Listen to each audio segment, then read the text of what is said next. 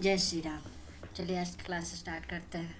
कोशिका भाग 2 का हम लोग कल पढ़ लिए थे कोशिका के बारे में। आज हम लोग पढ़ेंगे थोड़ा सा कोशिका की खोज को डिटेल में पढ़ेंगे। जैसा कि हम कल बता दिए थे आपको, कोशिका का वास्तविक ज्ञान माइक्रोस्कोप के आविष्कार के बाद ही प्राप्त हो सका था, है ना। माइक्रोस्कोप का आविष्कार नहीं हुआ होता तो कोशिका के बारे में हम लोग को पता ही नहीं चलता।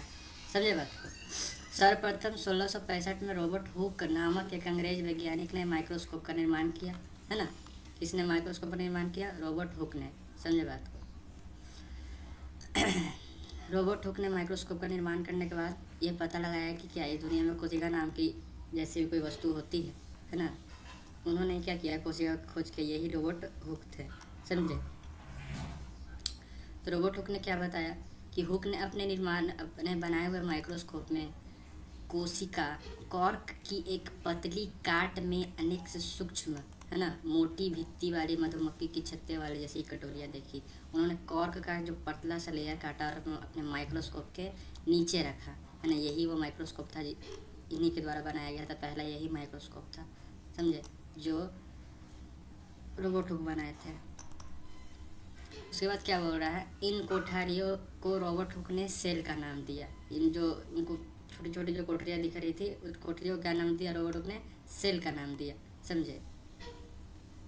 फिर एक और वैज्ञानिक आते हैं ली वेने हुक नामक एक डच वैज्ञानिक द्वारा माइक्रोस्कोप की लेंस व्यवस्था संशोधित होने के पश्चात कोशिका का अध्ययन आगे बढ़ा, है ना।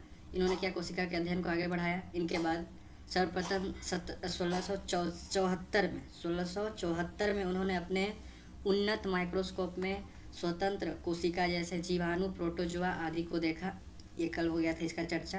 1831 में रॉबर्ट ब्राउन नामक एक वैज्ञानिक ने बताया कि प्रत्येक कोशिका के केंद्रक के अंदर गोलाकार रचना होती है। इसे ब्राउन ने केंद्रक का नाम दिया, है ना। यानी अगर आपसे एग्जाम में पूछेगा कि केंद्रक के बारे में किसने बताया कि कोशिका में केंद्रक नाम की भी कोई चीज़ होती है, तो बताया था 1831 में रॉबर्ट ब्राउन ने। किसने बताया था? रॉबर्ट ब्राउन ने बताया था। पुरकिंजे ने 1839 में कोशिका के अंदर पाए जाने वाले अधरतल दानेदार सजीव पदार्थ को प्रोटोप्लाज्म या जीव द्रव्य का नाम दिया। बोलेगा एग्जाम में पूछेगा कि प्रोटोप्लाज्म और जीव द्रव्य के बारे में किसने बताया, तो पुरकिंजे ने कब बताया? 1839 यानी 1839 ईस्वी में। ठीक है। अब 1848 में 1848 में वनस्पति वैज्ञानिक स्लाइडेन ने कहा कि पादपों का शरीर सूक्ष्म कोशिकाओं का बना होता है ना। कैंची का पादपों का शरीर, पादप मतलब होता है पौधा, क्या, यानी जो पौधा है इसका शरीर जो कैंची से बना हुआ रहता है, सूक्ष्म कोशिका का बना हुआ रहता है। ये किसने बताया? स्लाइडेन ने बताया। किसने बताया? स्लाइडेन ने, है ना। गुलाब का फूल देख के मन में कुछ लड्डू फूट रहा होगा, सब नहीं लड्डू फूटना है। 1839 में प्रसिद्ध प्राणी वैज्ञानिक स्वान ने बताया कि जंतु का शरीर भी सूक्ष्म कोशिकाओं का बना रहता है ना। 1839 में प्रसिद्ध प्राणी वैज्ञानिक स्वान ने बताया कि जंतु का भी शरीर कैसे बना हुआ रहता है? सूक्ष्म कोशिकाओं से बन रहा था। ये किसने बताया? स्वान ने बताया। किसने बताया? स्वान ने बताया। स्लाइडर ने क्या बताया कि पादपों का शरीर सूक्ष्म कोशिकाओं से बना रहता है, और स्वान ने यह बताया कि जंतुओं का भी शरीर सूक्ष्म कोशिकाओं का बना होता है। फिर ये दोनों जर्मन वैज्ञानिक ने अपने अध्ययन के आधार पर एक मत का प्रतिपादन किया है। इन दोनों को बात को मिला के एक सिद्धांत पैदा हो, उसको बोलते हैं कोशिका सिद्धांत। क्या बोलते हैं? सेल थ्योरी, कोशिका सिद्धांत, है ना। कोशिका सिद्धांत में यही बताया गया क्या कि पादपों और जंतुओं का शरीर क्या चीज़ सूक्ष्म कोशिकाओं से मिलकर बना है। और ये दोनों सिद्धांत कौन दिए थे? स्लाइडन और स्वान मिलकर बनाया गया था। कोशिका सिद्धांत में उन्होंने यह बात व्यक्त की कि कोशिका शरीर की संरचनात्मक इकाई है ना। संरचनात्मक इकाई किससे पता चलता है? कोशिका सिद्धांत से पता चलता है। समझे बात को।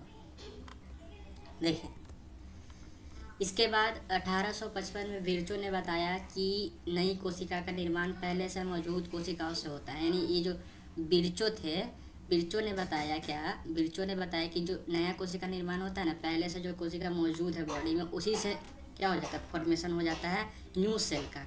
समझे बात को। यानी नया कोशिका का निर्माण कोई कहीं से और नहीं होता है, हमारे बॉडी में पहले से ही मौजूद कोशिकाओं से ही हो जाता है। किसने बताया था? 1855 में विर्चो ने बताया था, है ना। 1855 में किसने बताया था? विर्चो ने बताया था। समझे बात को। कोशिका का निर्माण पहले से मौजूद कोशिकाओं से होता है, किसने बताया? विर्चो ने बताया। मैक्स शुल्ज ने 1861 में बताया कि कोशिका प्रोटोप्लाज्म का एक पिंड है जिसमें एक केंद्रक होता है है ना। ये किसने बताया?